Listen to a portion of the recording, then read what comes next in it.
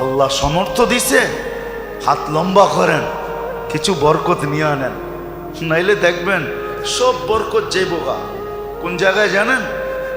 এটা তো বুঝাইতে পারবো না, মনে হয় মানবেন কিনা জানি না। সব বরকত স্কোয়ারে যাইবগা, নাইলে ইউনাইটেডে যাইবগা, নাইলে সিঙ্গাপুর যাইবগা, নাইলে থাইল্যান্ডে যাইবগা, নাইলে শেষমেশ মাদ্রাজে যাইবগা। সব বরকত ওদিকে চলে যাবে। বরকত রাখেন কিছু, আল্লাহ সমর্থ দিছে, হাত লম্বা করেন, সবচেয়ে দামি যেটা ওটা দেন।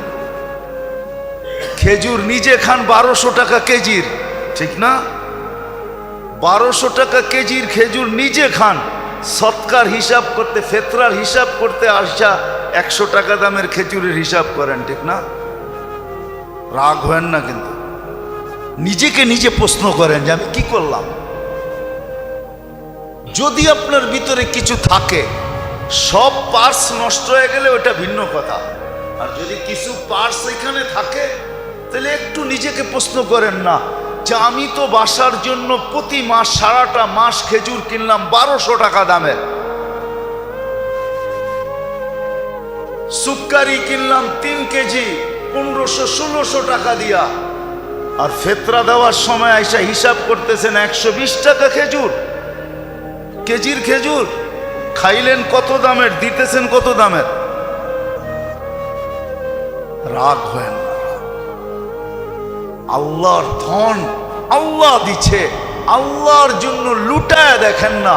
আল্লাহ বলছে আমার জন্য যে লুটাবে তাকে আমি কমাবো না। ওমাই ইউকরিদিল্লাহ কারদান হাসানা ইউদাইফুহু, আমি তোমাকে বাড়ায় দুনিয়ায় 10 গুণ বাড়ায়া দিব, আখেরাতে হিসাব ছাড়া দিব। নিচে খাইলেন 1200 টাকা দামের খেজুর, আর ফেতরা হিসাব করতেছেন 120 টাকা দামের খেজুর, ঠিক না? 3.5 কেজির দাম, ঠিক না? কি বলেন? হাত প্রসারিত করেন, হাত প্রসার সুযোগ করে দিয়া গেছে। এক তো আমি একটা দুইটা বললাম আপনাদেরকে যে যা এখন পর্যন্ত যেটা হয় নাই ওটাকে পুরা করার জন্য 2 রাস্তা দেখাইলাম, দ্বিতীয় আরেকটা রাস্তা আছে, সেটাই ফেতরা। আল্লাহ রাসূল সাফ বলছে, রোজার ভিতরে যেরকম করা ছিল তুমি করতে পারো নাই, পূর্ণতা নিয়ে আসবে তোমার হাত খোলা ফেতরা। হাত খোলা, হাত খোলা। বলবেন 70 টাকা দিলেই তো হবে, হয়ে যাবে, হয়ে যাবে, কিন্তু বরকত আপনার কাছে থাকবে না, বরকত কিন্তু যাবে, বরকত কিন্তু অন্য জায়গায় চলে যাবে। এটা আপনি বুঝবেনও না কিভাবে চলে যাবে, বরকত কিন্তু অন্য জায়গায় চলে যাবে। আর যদি বরকত অন্য জায়গায় না দিতে চান, নিজের কাছে রাখতে চান, তাহলে হাত লম্বা করেন, দেখবেন বরকত অন্য কোথাও যাবে না, আপনার কাছেই থাকবে। বলে অসুখ বিসুখ কি হবে না? বলে হবে, টুকটাক দিয়া সেরা যাবে। কি দিয়া? টুকটাক দিয়া। আবার টিকটক মনে করেন না, কিন্তু টুকটাক দিয়া সেরা যাবে। দেখেন না গরিবের গুলা এমনি সেরা যায়, এমনি এমনি সেরা যায়, গরিবদের গুলো এমনি সেরা যায়, আর আমাদের গুলা সারে না, আমাদের গুলা সারে না। মাশাআল্লাহ, এরম এরম লাগা লাগে, বরকত এমন যাওয়া যায়, হ্যাঁ এমন যাওয়া যায়। অস্ট্রেলিয়ান গাভীও তো মাঝে মাঝে দুধ বন্ধ করে, কিন্তু হামাগুড়ি কখনো বন্ধ হয় না, সারা জীবন চলতেই থাকে, চাইতেই হয়, লেখাই থাকে 15 দিন পরে দেখা করবেন, 15 দিন পরে দেখা করবেন, 15 দিন পরে দেখা করবেন।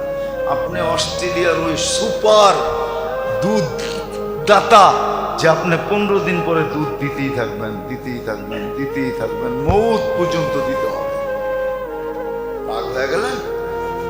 সত্য এটাই। কিন্তু আবার ডাক্তাররা থাকলেও রাগ হয়ে যেতে পারে যে কি বুঝায় আমার, সব ইঙ্গিত তো আমাদের উপরই, ঠিক না? হ্যাঁ সত্য এটাই।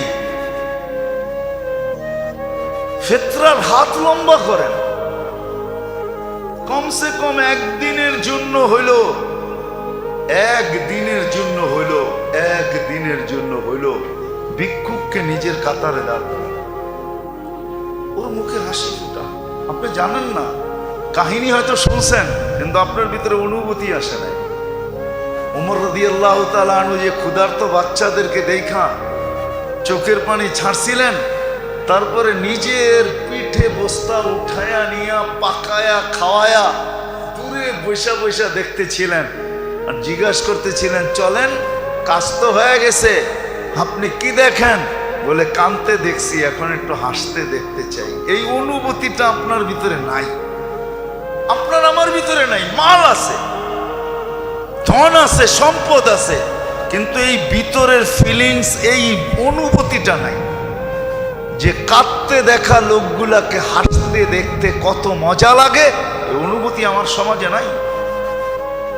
আমার সমাজের লোকগুলা বলতে পারে আমরা শিক্ষিত, আমরা এডুকেটেড, আমরা এই আমরা সেই, বলতে পারে, কাগজ কলমে লেখাও থাকতে পারে, এর জন্য বড় বড় অ্যাওয়ার্ডও পাইতে পারে, কিন্তু ভিতরে অনুভূতি নেই, এটা আমি বিশ্বাস করি।